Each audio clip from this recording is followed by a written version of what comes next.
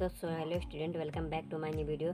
तो आज की इस वीडियो में हम आप लोगों के लिए लेके आ चुके हैं एमपी बोर्ड कक्षा 12वीं रसायन शास्त्र के प्रश्न बैंक का A to Z सॉल्यूशन, जो कि 2022-23 का है, जो कि आप लोग विथ लाइव प्रूफ देख सकते हैं। तो वीडियो को कंप्लीट देखेगा। इस वीडियो में आप लोगों को प्रश्न बैंक के सारे प्रश्नों का A to Z question answer का भी सॉल्यूशन मिलेगा। तो वीडियो को कंप्लीट देखेगा। तो चलिए अपने समय को ना बर्बाद करते हुए आपके प्रश्न बैंक के सॉल्यूशन को देख लेते हैं। तो जो कि आप लोग विथ लाइव प्रूफ देख सकते हैं कि सारे प्रश्न उत्तर का भी सॉल्यूशन बताया जाएगा। तो चलिए स्टार्ट करते हैं। जो आपका पेपर आएगा, तो आपका पेपर 70 नंबर का आएगा और आपको 3 घंटे का समय दिया जाएगा। तो चलिए फटाफट के अंदाज में इस क्वेश्चन पेपर के सारे प्रश्नों का A to Z full solution देख लेते हैं। तो वीडियो को कंप्लीट देखेगा। इसका PDF चाहिए, टेलीग्राम चैनल को ज्वाइन कर लीजिएगा। आपका अध्याय 1 में है विलयन। तो इसमें से आपका पहला प्रश्न है सही विकल्प। तो इसमें से आपका पहला क्वेश्चन है कि गैस का द्रव में विलयता का नियम दिया था। तो इसका सही उत्तर हो जाएगा ऑप्शन नंबर 3 हेनरी ने। क्वेश्चन नंबर 2 है कि पीतल है। तो इसका सही उत्तर हो जाएगा ठोस विलयन। क्वेश्चन नंबर 3 है कि अल्पसंख्यक गुणधर्म नहीं है। तो इसका सही उत्तर हो जाएगा बाष्पदाब। क्वेश्चन नंबर 4 है कि 1000 ग्राम विलायक में उपस्थित विलय के मोलों की संख्या है। तो इसका सही उत्तर हो जाएगा ऑप्शन नंबर 2। आपका प्रश्न नंबर 2 में है खालिस्तान। तो इसमें से आपका पहला क्वेश्चन है कि एक आदर्श विलयन है जो सभी परिस्थितियों में टेस्ट नियम का पालन करता है। तो इसका सही उत्तर हो जाएगा राउल्ट का नियम। क्वेश्चन नंबर 2 है कि जिनके परासरण दाब समान होते हैं तो उन्हें क्या कहते हैं। तो इसका सही उत्तर हो जाएगा संपरासरी विलयन कहते हैं। क्वेश्चन नंबर 3 का सही उत्तर हो जाएगा विलय।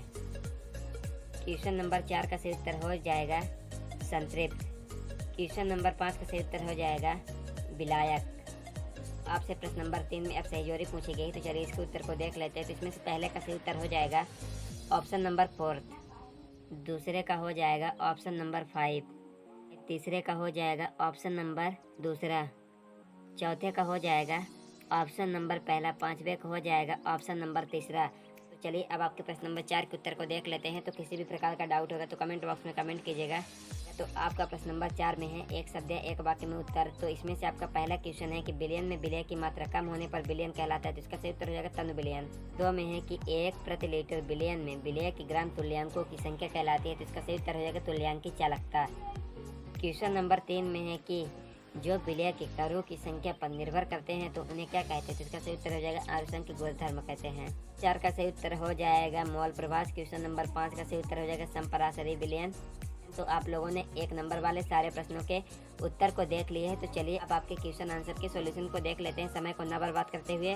फिर आपका अगला प्रश्न है अति लघुत्तरीय प्रश्न। तो इसमें से आपका पहला क्वेश्चन है कि विलयन किसे कहते हैं। तो चलिए इसके उत्तर को देख लेते हैं। तो फाइनली आप लोग क्वेश्चन नंबर 1 का उत्तर स्क्रीनशॉट खींच लीजिए। 2 या 2 से अधिक अवयवों के समांगी मिश्रण को विलयन कहते हैं। तो अगर आप लोगों को इस क्वेश्चन पेपर के सॉल्यूशन का A to Z full solution के साथ PDF चाहिए तो कमेंट बॉक्स में कमेंट कीजिएगा। तो चलिए अब आपके प्रश्न नंबर 2 को देख लेते हैं। आपका प्रश्न नंबर 2 में है कि सांद्रता के आधार पर विलयन का वर्गीकरण कीजिए। तो चलिए इसके भी उत्तर को देख लेते हैं। तो आप लोग क्वेश्चन नंबर 2 के भी उत्तर का स्क्रीनशॉट खींच लीजिए। 3 में है कि एक गैसों में द्रवों की विलयता किन किन कारकों पर निर्भर करती है। तो चलिए इसके भी उत्तर को देख लेते हैं समय को ना बर्बाद करते हुए। क्वेश्चन नंबर 3 के भी उत्तर का आप लोग स्क्रीनशॉट खींच लीजिएगा। इसका PDF चाहिए, टेलीग्राम चैनल को ज्वाइन कर लीजिएगा। कमेंट बॉक्स में कमेंट कर दीजिएगा। 4 में है कि असमान अनुभार किसे कहते हैं। तो चलिए इसके भी उत्तर को देखते हैं। क्वेश्चन नंबर 4 के भी उत्तर का आप लोग स्क्रीनशॉट खींच लीजिए। किसी भी प्रकार का डाउट होगा तो कमेंट बॉक्स में कमेंट कीजिएगा। तो क्वेश्चन नंबर 5 में है कि संपरासरी विलयन किसे कहते हैं। तो चलिए इसके भी उत्तर को देख लेते हैं। तो आप लोग क्वेश्चन नंबर 5 के भी उत्तर का आप लोग स्क्रीनशॉट खींच लीजिए। संपरासरी विलयन किसे कहते हैं। तो चलिए अब आपके इसके अगले प्रश्न के उत्तर को देखते हैं। तो फिर आपका अगला प्रश्न है कि ग्राम आरूप उन्नयन स्थिरांक तथा ग्राम आरूप अवनमन स्थिरांक की परिभाषा लिखे। तो चलिए इसके उत्तर को देखते हैं। तो फाइनली आप लोग क्वेश्चन नंबर 1 के उत्तर का भी स्क्रीनशॉट खींच लीजिएगा। किसी भी प्रकार का डाउट होगा तो कमेंट बॉक्स में कमेंट कीजिएगा। फिर आपका अगला प्रश्न है कि संपरासरी विलयन किसे कहते हैं। तो चलिए इसके भी उत्तर को देख लेते हैं। तो आप लोग क्वेश्चन नंबर 2 के भी उत्तर का स्क्रीनशॉट खींच लीजिए। संपरासरी विलयन किसे कहते हैं आसान परिभाषा में दिया गया है। क्वेश्चन नंबर 3 के उत्तर को चलिए देख लेते हैं कि अल्कोहल एवं जल के एक विलयन में आणविक अन्योन्य क्रिया की क्या भूमिका होती है। तो आप लोग क्वेश्चन नंबर 3 के भी उत्तर का स्क्रीनशॉट खींच लीजिएगा। किसी भी प्रकार का डाउट होगा तो कमेंट बॉक्स में कमेंट कीजिएगा। क्वेश्चन नंबर 4 में है कि मोलारता एवं मोलरता को इकाई में परिभाषित कीजिए। तो चलिए इसके भी उत्तर को देख लेते हैं। तो आप लोग क्वेश्चन नंबर 4 के भी उत्तर का स्क्रीनशॉट खींच लीजिए। किसी भी प्रकार का डाउट होगा तो कमेंट बॉक्स में कमेंट कीजिएगा। तो चलिए अब आपके अगले प्रश्न को देखते हैं। आपका क्वेश्चन नंबर 5 में है कि हेनरी के नियम को उदाहरण से समझाइए। चलिए इसके उत्तर को देख लेते हैं। तो आप लोग क्वेश्चन नंबर 5 के भी उत्तर का स्क्रीनशॉट खींच लीजिएगा। किसी भी प्रकार का डाउट होगा तो कमेंट बॉक्स में कमेंट कीजिएगा। इसका PDF चाहिए, टेलीग्राम चैनल को ज्वाइन कर लीजिएगा।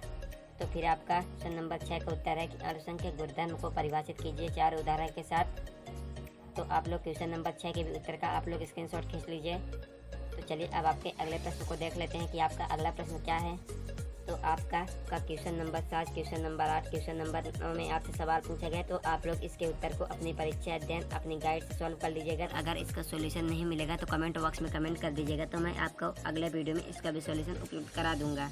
तो फिर आपका क्वेश्चन नंबर 10 में है कि परासना एवं परासना दाब को परिभाषित कीजिए। तो चलिए क्वेश्चन नंबर 10 के उत्तर को देख लेते हैं। तो फाइनली आप लोग परासना की परिभाषा देख लीजिए।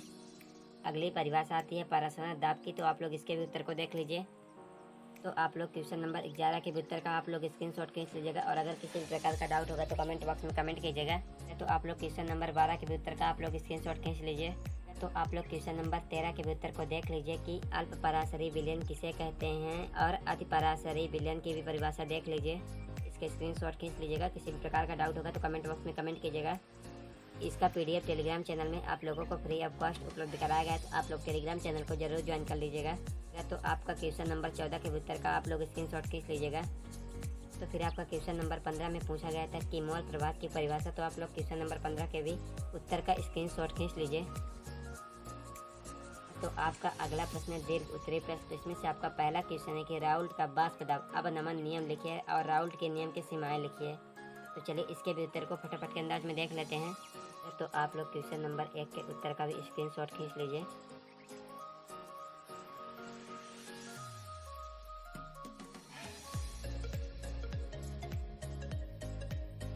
क्वेश्चन नंबर 2 के भी उत्तर का आप लोग स्क्रीनशॉट खींच लीजिएगा, और अगर किसी भी प्रकार का डाउट होगा तो कमेंट बॉक्स में कमेंट कीजिएगा। इसके PDF टेलीग्राम चैनल में उपलब्ध कराया गया है। तो आप लोग क्वेश्चन नंबर 3 के भी उत्तर का स्क्रीनशॉट खींच लीजिए।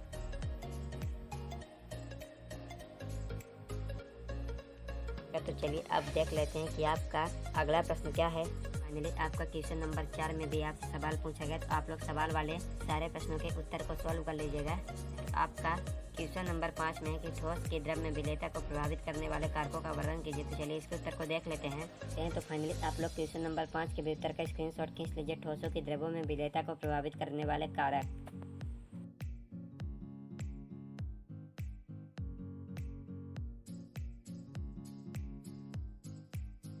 तो चलिए अब देख लेते हैं कि आपका अगला प्रश्न क्या है। तो फाइनली आप लोग देख सकते हैं कि आपका क्वेश्चन नंबर 6 में पूछा गया है कि धनात्मक विचलन एवं ऋणात्मक विचलन में अंतर। तो चलिए इसके भी उत्तर को देख लेते हैं। तो फाइनली आप लोग क्वेश्चन नंबर 6 के भी उत्तर का आप लोग स्क्रीनशॉट खींच लीजिए कि धनात्मक विचलन और ऋणात्मक विचलन में अंतर। तो आप लोग सारे प्रश्नों के उत्तर को अपने बोर्ड एग्जाम में जाने से पहले सॉल्व कर लीजिएगा। पूरा का पूरा पेपर आपका इसी प्रश्न बैंक से ही आने वाला है। तो आप लोग इस क्वेश्चन पेपर के सारे प्रश्नों को सॉल्व कर लीजिएगा। तो चलिए अब देख लेते हैं कि आपके अगले अध्याय में क्या पूछा गया है। तो किसी भी प्रकार का डाउट होगा तो कमेंट बॉक्स में कमेंट कीजिएगा। इसका PDF चाहिए तो टेलीग्राम चैनल को ज्वाइन कर लीजिएगा। टेलीग्राम चैनल में इसका PDF संपूर्ण सॉल्यूशन के साथ उपलब्ध कराया गया। तो चलिए देख लेते हैं कि आपसे अगले अध्याय में क्या पूछा गया है। तो फाइनली आपसे अगले अध्याय में पूछा गया है विद्युत रसायन। तो आप लोग इस क्वेश्चन पेपर के सारे प्रश्नों को A to Z अपने एग्जाम से पहले सॉल्व कर लीजिएगा। और अगर आप लोगों को इस क्वेश्चन पेपर के सारे प्रश्नों का, सारे अध्यायों का क्वेश्चन आंसर का भी A to Z full solution चाहिए तो कमेंट बॉक्स में कमेंट कर दीजिएगा। चैनल को सब्सक्राइब कर लीजिएगा। तो हम आप लोगों को आपकी परीक्षा के पहले इस क्वेश्चन पेपर के सारे अध्यायों के सारे प्रश्नों का A to Z full solution के साथ आप लोगों को उपलब्ध करा देंगे। तो आप लोग चैनल को सब्सक्राइब कर लीजिएगा। तो चलिए मिलते हैं किसी अगले वीडियो में आपके प्रश्न बैंक के पूरे सॉल्यूशन के साथ PDF के साथ।